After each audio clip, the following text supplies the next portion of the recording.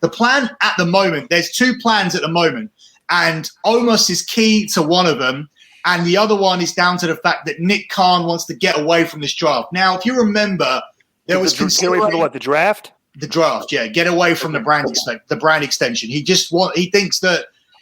So he wants to get rid of the brand split. Yeah, he wants there to be a Raw.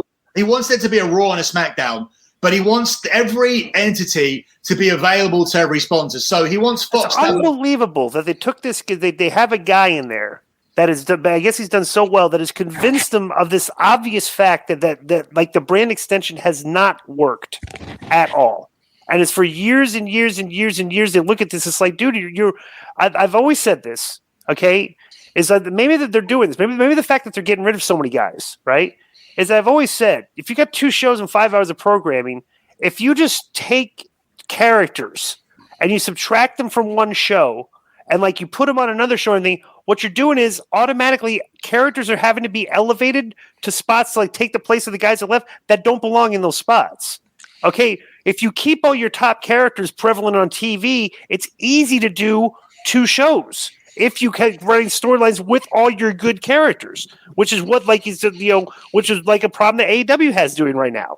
It's like right. Like there's not like him, but like I've always said all along that like you got 5 hours of programming. It's not hard to marry the 2 shows and with all the angles on going from one show to the next. Well, his concept is his ideology is nothing to do with the wrestling side of things. It's down to the sponsor side of things where you limit the accessibility for NBC and whatnot to use Roman, or for the USA Network to use Roman. And then you have obviously the same issue with Fox, where you're obviously pivoting people around constantly. Fox are in love with Becky. They had Becky for a bit. Now Becky's gone over to Raw because it would have been lopsided. And Fox end up getting Becky for other bits, like they're interested in her in TV shows. They had her over there on the Best of SmackDown thing. So they're trying to appease them as much as they possibly can. The only way you appease everybody is to end the brand split, which is what Nick Khan is trying to do. So think about this.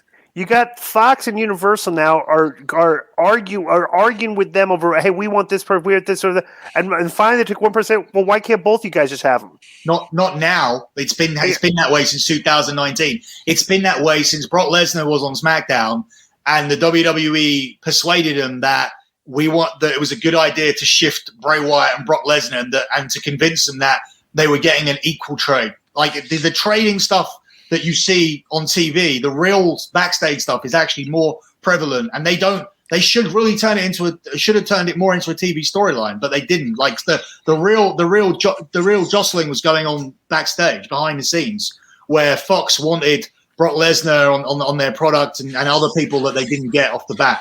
So and to premise that, Foxes complain a lot more than USA do, even though Fox's ratings are bigger.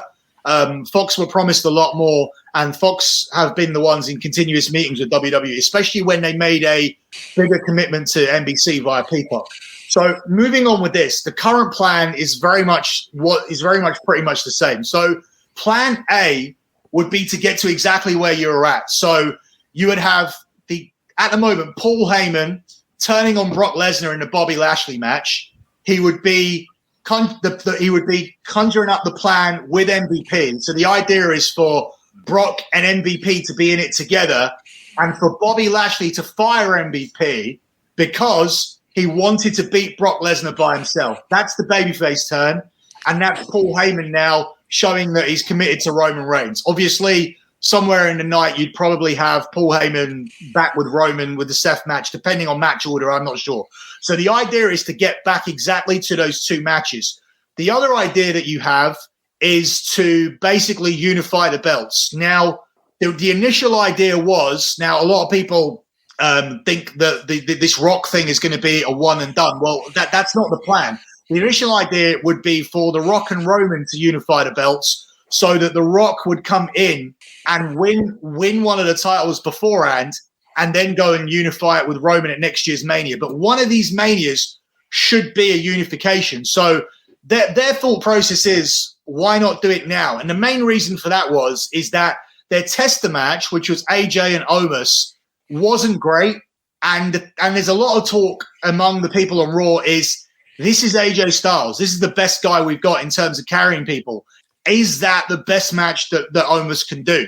And where does that leave the future for Raw, having this guy as a Raw champion and the contenders that he has to face? If that's the match with AJ, what does all the other matches look like? So that was a tester. And quite frankly, I don't know the results of that test, but there's only two directions that Mania is going to go now. Brock Lesnar and Roman, like I've said for 4 months, is 100% going to be the main match. Whether it's the unification or not depends on their decision on Omos, whether they think he's ready or not. If he's ready, you get the all-black main event and Bobby Lashley going in as a babyface.